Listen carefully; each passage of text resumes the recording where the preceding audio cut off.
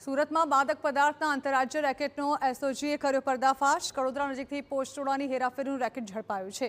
કન્ટેનરમાં ગુપ્ત ચોરખાનું બનાવીને પોસ્ટોડાની હેરાફેરી ઝડપાઈ। મધ્યપ્રદેશના મંદસૌરથી લવાયો હતો પોસ્ટોડાનો આ જથ્થો। પોલીસે ₹1.75 કરોડનો મુદ્દામાલ જપ્ત કર્યો છે અને 2 આરોપીઓની ધરપકડ કરી છે। પોસ્ટોડાના રેકેટમાં સંડોવાયેલા હજુ એક આરોપી ફરાર છે।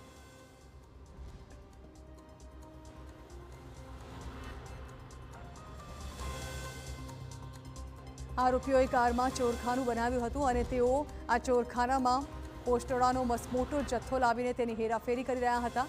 બાતમીના આધારે પોલીસે આરોપીઓને ઝડપ્યા છે અને 1.75 કરોડનો પોસ્ટોડાનો જથ્થો પણ જપ્ત કરાયો છે।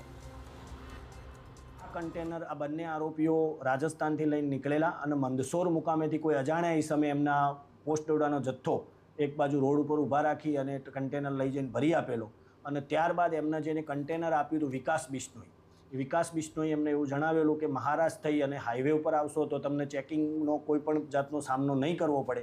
એટલે એકબીજાના મેળાપીપણામાં વનસ્પતિજન્ય પોસ્ટોડાનો જથ્થો લઈ જતા હતા। આંતરરાજ્ય રેકેટનો એલસીબીએ પર્દાફાશ કરે।